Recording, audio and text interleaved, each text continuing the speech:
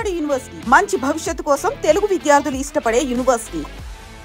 Raghavendra cinema release అయింది అనుకోండి, సోదరుడు మార్కులు కొట్టాడు రామకృష్ణ, రే కుర్రోళ్ళారా మనం అంతకంటే చేయాలి బాగా అని. ఒకసారి గురుగారికి మ్యాజిక్ అన్న సర్కస్ అన్న చాలా ఇష్టం. సర్కస్ వెళ్ళినారు కదని రష్యన్ సర్కస్కి వెళ్ళాం అసిస్టెంట్లు ఆయన కలిసి. ఆ రష్యన్ సర్కస్లో ఇంటర్వ్యూలు ఇస్తారు కదా, ఇంటర్వ్యూలు ఇస్తే శంకర అని కొట్టేశారండి వాళ్ళు. పాట శంకరాభరణం రిలీజ్ అయిన కొత్తది. అదే గురువు అయ్యి బాబాయ్ శంకరాభరణం రష్యా వాళ్ళు కొట్టేశారు, అయ్యి రామకృష్ణ ఎంత గ్రేట్ విశ్వనాథ్ గారు అని. సర్కస్ అయిపోయిన వెంటనే విశ్వనాథ్ గారి దగ్గరికి వెళ్ళాం. గురుగారు, సోదరా నీ పాట రష్యా వాళ్ళు కొట్టేశారయ్యా, ఎంత గొప్ప గ్రేట్ గొప్ప సినిమా తీస్తావు సోదరా, అందుకని నీకంటే మంచి సినిమా తీయాలి ఇంకా అనేది ఆయనతో మాట్లాడితే, ఊరుకో నారాయణ గారు మీరేమో ఒకేసారి 1 వీక్లో 6 సినిమాలు తీసేస్తున్నారు, మీరు నాకేంటో ఒక సినిమాకి కన్ఫ్యూజ్ అయిపోతున్నాను, ఎలా తీయగలుగుతున్నారండి మీరు అని ఆయన. ఊరుకోండి నాది ఇదో స్కూలు మీది అదో స్కూల్ అని అందరూ కూడా.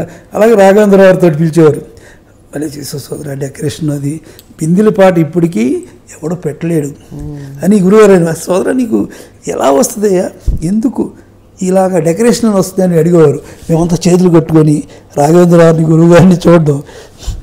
ఏం లేదు నారాయణరావు గారు, అసలు పాటే ఆర్టిఫిషియల్, ఎవరు మ్యూజిక్ కొడుతున్నాడు ఎవరు కొడుతున్నాడు ఏంటి అనేది ఎవరో తెలుసు, అలాంటి దాన్ని డెకరేట్ చేస్తున్నారు అలాంటిది డెకరేట్ చేస్తే తప్పే ఉంది. ఆ ఫార్ములాలో నేను వెళ్ళాను. అంటే ప్రతి వాళ్ళకి వాళ్ళు చేసే పనికి ఫార్ములా ఉందండి. అలా గురువు గారు రాఘవేంద్రరావు గారు విశ్వనాథ్ గారు వీళ్ళందరి మధ్య తిరిగాం కదా మేము, అది మాకు అదొక ట్రెజర్. సో ఒక్కొక్కళ్ళ నుంచి ఒక్కొక్కటి మీరు కొన్ని అలా ఇంబైబ్ చేసుకున్నారు, అంటే ఏది బాగుందో అది మీరు కొంచెం తీసుకుని ఏది అంత కష్టపడతారు. వాళ్ళు బాగుండదని వెనకాలండి వాళ్ళ కష్టం, వాళ్ళు పడే కష్టం అనేది అది జోక్ కాదండి. అంటే అప్పట్లో గ్రేట్ స్టార్స్ మధ్య కదా వాళ్ళు ఉన్నారు, పెద్ద పెద్ద స్టార్స్. ప్రతి స్టారు రామారావు 5ంటికి మేకప్తో రెడీగా ఉండేవారు. అందరు స్టార్స్ అంతే, సోన్ బాబు గారు, కృష్ణరాజు గారు, కృష్ణ గారిది వెరీ ఫాస్ట్. ఒకే సంవత్సరంలో 23 సినిమాలు రిలీజ్ అండి ఆయన కదా. అంత ఫాస్ట్ జనరేషన్లో వీళ్ళందరూ కలిసి తిరిగారు కదా, వాళ్ళతో నేను కలిసి తిరగడం. నేను ఎప్పుడు గురువుగారు పక్కనే ఉండేవాడిని, ఆయన ఎక్కడికి వెళ్ళినా సరే సిట్టింగ్స్లో అన్నిట్లో గురువుగారు కృష్ణ గారితో ఖర్చు చెప్పడానికి వెళ్ళేవారు అనుకోండి, కృష్ణ గారి నైట్ ఖర్చు చెప్పేవాడు, వస్తున్నప్పుడు కారులో చెప్పేవారు అనమాట. ఏమైనా సరే కృష్ణ గారికి తెలివి ఉందయ్యా, కథలో చెప్పే పాయింట్ పెట్టాలి అనిపిస్తుంది కృష్ణ చెప్పే దాంట్లో అని అలా చెప్తుండేవారు అనమాట. రామారావులో ఇది గుడ్ క్వాలిటీ ఉంది, నాగేశ్వరరావులో ఈ గుడ్ క్వాలిటీ ఉంది. ఆయన కూడా మీరు ఫేవరెట్ శిష్యుడు కదండి. దాసరి గారు కూడా చాలా సందర్భాల్లో చెప్పారు, మీ ఫేవరెట్ ఎవరు అంటే, మీ శిష్యులో మీ ఫేవరెట్ అంటే కోడి రామకృష్ణ గారు. మాకేం వచ్చిన రోజు నుంచి ఆయన పక్కనే కూర్చొని ఆయన దగ్గర కూర్చొని ఆయన 5 స్టార్ హోటల్ పెట్టుకుని రూమ్లో ఉంటే నాకు అదే రూమ్లో కింద వేసేవారు. సార్ నాకు నిద్ర పడతలేదండి 5 స్టార్ హోటల్, మీరు మంచం మీద ఉంటే నాకు నిద్ర పడతలేదు సార్, నీ పక్కన ఎక్కడైనా పడుకుంటాను. ఉండవయ్యా తప్పేంటి, నాకు అర్జెంటుగా నైట్ వస్తే ఎలాగా థాటు అంటే ఏంటంటే, ఆ రోజు రామారావు షూటింగ్ అండి నెల్లూరులో, వర్షం బాగా, షూటింగ్ ఆగిపోయింది. ఇది వర్షం వచ్చింది, ఇంకా రేపు షిఫ్ట్ అయిపోదాం అనుకుని పడుకున్నాం. గురువుగారు పడుకున్నారు, నో సీన్, ఎందుకంటే వెళ్ళిపోతామని కదా, ఆయన రిలాక్స్ అయ్యారు. నేను కూర్చుంటే కరెక్ట్గా ఫోన్ వచ్చిందండి 2:30కి. అయితే నేను తీసా, హలో సార్ ఎవరండి అంటే, రామారావు మాట్లాడుతాను. అమ్మ బాబోయ్ రామారావురా, అని ఎప్పుడు లేదు గురుగారిని కొట్టేసి ఇలాగెళ్ళాలి, సార్ సార్ సార్ సార్ రామారావురా అన్నయ్య గారు వర్షం కదా అందుకని మనం వెళ్ళిపోతున్నామండి, మద్రాసు వెళ్ళిపోదాం అని అనుకుంటున్నామండి, బయలుదేరదాం, టికెట్లన్నీ ఓకే చేశారు ప్రొడ్యూసర్. ఏమా భయము, ఎవరన్నారు ఆగిపోతుందని, వర్షం ఆగిపోయింది చూడండి, స్క్రాచ్ వచ్చేసింది, బ్లూ స్క్రాచ్, ఇంక వర్షం రాదు, మేము రెడీ మేకప్తో అన్నారు. అమ్మ బాబోయ్ రామారావు మేకప్తో రెడీ, అమ్మ బాబు గురువు గారు లెగిసి లింగి కట్టుకొని ఊరికి బాత్రూంలోకి ఎంట్రీ, నేను బాత్రూమ్ బయట సీన్, ఆయన చెప్పడం రాయడం బాత్రూమ్ నుంచి వచ్చేలాగా 24 పేజీల సీన్ చెప్పాడు. నేను రెడీ చేయి నువ్వు అంటే దాన్ని ఫెయిర్ చేయాలి కదా, నేను ఫెయిర్ చేస్తుండగా కన్నప్పలు లేపు అన్నారు కెమెరా మ్యాన్. ఆయన రూమ్కి వెళ్ళా, సార్ లేకండి సార్ టైం అయింది షూటింగ్. నో షూటింగ్, వర్షం కదా, no shooting, no. Ramarao ready అండి, షూటింగ్ రెడీ, అవునా అంటే దమాను కింద పడిపోయి లెగిసిలలో కొట్టేసుకొని 24 పేజీలు నేను ఫేర్ చేసి రామారావు రూమ్కి వెళ్తే ఆయన చికెన్ తిన్నాడు. ఏమంది సరే ఎండ వచ్చింది ఎర్రగా, వెరీ గుడ్ చికెన్ తింటుండగా 14 పేజీలు 24 పేజీలు గురుగారు తీసి చదివినిపించారు. షూటింగ్ స్టార్ట్ అయితే పెన్నారది నెల్లూరులో పొంగదు అసలు, వర్షం వాటరే ఉండదట. అది అలాంటి పెన్నా అనేది పొంగింది. పొంగితే ఇప్పుడు ఎలాగని ప్రొడ్యూసర్ టెన్షను. ఆడవాళ్ళందరూ హీరో 24 మంది ఆర్టిస్టులు అండి. జమున గారు, మంజుల గారు, అందరు రమాప్రభ గారు. వాళ్ళు మీరు ససేమిరా మేము దాటి రాం, మునిగిపోతాం అంటే, లేదండి మేము బస్సు బుక్ చేశాను అన్నాడు. మేము అనుకోండి బాబు అంటే గొడవ. రామారావు గారికి వచ్చాడు, సార్ ఆడవాళ్ళందరూ స్ట్రైక్ చేస్తున్నారండి, వాళ్ళు 14 మునిగిపోతారట. ఏం మునుగుతారు వారిలో ఎవరైనా మునగాలి కానీ వారు ఎందులో మునుగుతారు, ఇట్స్ ఆల్ రైట్. లేదండి మరి ఎలాగా అర్థం అవట్లేదు, ఒక పని చేయండి, ఒక మంచి లారీ బుక్ చేయండి, లారీ ఎక్కుదాం అన్నాడు ఆయన. లారీ కదా బస్సు బుక్ చేశానండి అని. మరి ఇంకేమి వాళ్ళు ఎక్కనంటున్నారండి అని. ఎందుకు ఎక్కరు రండి అని. నేను ఎక్కితే ఎందుకు ఎక్కరని రామారావు ఫస్ట్ ఆయన గురువు గారు బాయ్స్ అందరూ ఎక్కారు, బస్సు మొత్తం ఆడవాళ్ళందరూ ఎక్కారు. ఎక్కితే ఆ బస్సు అంతా కూడా అలాగా వెళ్ళి నిజంగా పెన్నా నదిలోకి వెళ్ళింది. బస్సు అంతా వాటర్ వచ్చేసింది. ఒకసారి జోళ్ళు గీళ్ళు కొట్టుకుపోయి రామారావు మొత్తం తలకిందలుగా ఉండి very good very good very good అని జోక్ చేస్తూ సరదాగా అలా దాటుకుంటూ వెళ్ళి అలా షూటింగ్ చేశారు.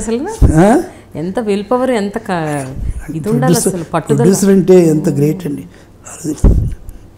24 రోజులు షూటింగ్ అక్కడ ఫినిష్ చేసుకొచ్చాం. సార్ మీకు ఇంత క్లోజ్ అసోసియేషన్, ఇంత బంధం ఉంది.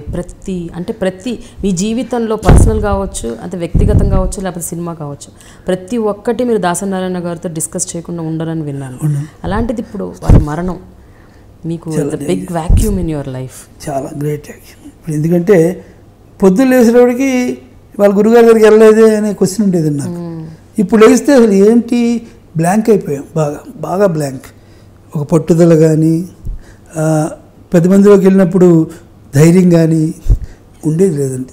ఇప్పుడు మొన్న బర్త్డే కూడా వెళ్ళి అందరు కూర్చొని ఆయన సీట్ దగ్గర వచ్చాం అందరం కూడా.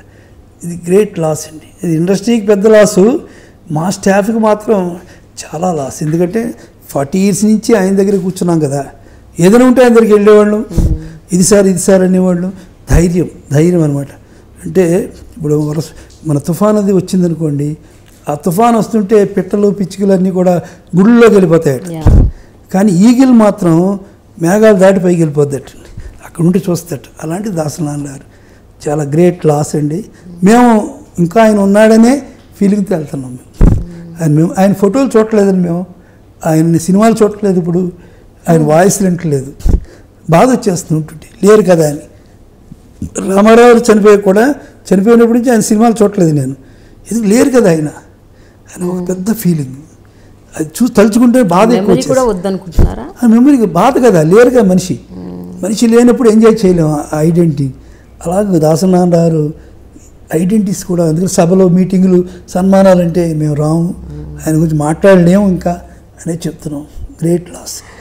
రామకృష్ణ గారు, అప్పటి డైరెక్టర్స్ కాకుండా మీ సమకాలీనులు, అలాగే మీ తర్వాత కాలంలో వచ్చిన డైరెక్టర్స్, వాళ్ళని ఎవరినైనా చూసి కూడా ఇన్ఫ్లుయెన్స్ అవుతుంటారా మీరు అప్పుడప్పుడు? అంటే వాళ్ళ దగ్గర నుంచి ఏమన్నా మంచిది వాళ్ళు తీసే సీన్స్ కాబట్టి, వాళ్ళ ఫిల్మ్ మేకింగ్ టెక్నిక్స్ అందరినీ అడిగి ఇదేంటి, ఇది ఎలా తీశారు, ఏంటిది, ఏం చేస్తుంది సినిమా అలా చూస్తారు. సినిమాలన్నీ కూడా ఇప్పటికీ తర్వాత వచ్చిన వాళ్ళవి కూడా, ఇప్పుడు వాళ్ళ దాకా రిలీజ్ అయిన సినిమాలన్నీ కూడా నేను చూస్తాను.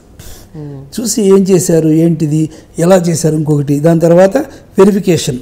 అంటే తీయడానికి ఏం కష్టాలు పడ్డారు, ఎలా ప్రొడ్యూసర్ ఎలా రియాక్ట్ అయ్యాడు, ప్రొడ్యూసర్కి వాళ్ళకి మధ్య ఎలాంటి కాన్వర్సేషన్ జరిగింది, ఇలాంటివన్నీ కూడా అబ్జర్వ్ చేస్తాను. వాళ్ళ నుంచి నేర్చుకోవాల్సినవి కూడా చాలా ఉంటాయండి. నేర్చుకోవాల్సిన అంటే లేటెస్ట్ టెక్నిక్ ఏం చేశాడు. ఇప్పుడు టైటానిక్ చూసాం, దాంట్లో లేటెస్ట్ టెక్నిక్ ఏం చేశాడు. ఆ అమ్మాయి ముందే ఓల్డ్ అయిపోద్దని ఆలోచించి దానికి సరిపోయే ఒక అమ్మాయిని పెట్టారు అనే కథ. ఇలాగా అవతార్ అనేది మనకు వచ్చిన తెలుగు సినిమాల్లో అదో తెలుగు సినిమా, దాన్ని ఎలా చేశారు అనేది ఆలోచించి అసలు ఈ టెక్నిక్ని ఎలాగ అప్లై చేశారు అనేది చెప్తే, కొందరు చెప్తుంటారు గాంధీ సినిమాలో కెమెరా ఎలాగ నెత్తి కట్టుకొని గాంధీ కూడా ఒకడు పరిగెడుతూ తీశాడు, అందుకే నడిచారు, ఇలాంటివన్నీ చెప్తుంటారు. అందుకని వీళ్ళు ఏ టెక్నిక్ వాడారు అనేది మనం ఆలోచించి అది మనం ఏం తీసుకోవచ్చు. మీరు ఏదన్నా అలాంటిది చూసి వాడిన ఉన్నాయండి టెక్నిక్స్? అంటే చూసిన వాడేయడం కాదు, అంటే ఆ కైండ్ ఆఫ్, అంటే ఇది ఇలా చేశారు, ఒకసారి నా సినిమాలో ఇలాంటిది ఒకటి పెడదాం అని అలాంటిది ఏమైనా? అలాగే ఏముండదు, కానీ వారు అలా చేశారు కాబట్టి మనం ఇంకోటి ఎలా చేయొచ్చు అనే దానికోసం దాంట్లో నేను ఎప్పుడూ ఇంకోటి ఆలోచిస్తాను. మై వీక్ పాయింట్ కావచ్చు, చాదస్తం కావచ్చు, ఇది టైంని ఎలా సేవ్ చేస్తుంది.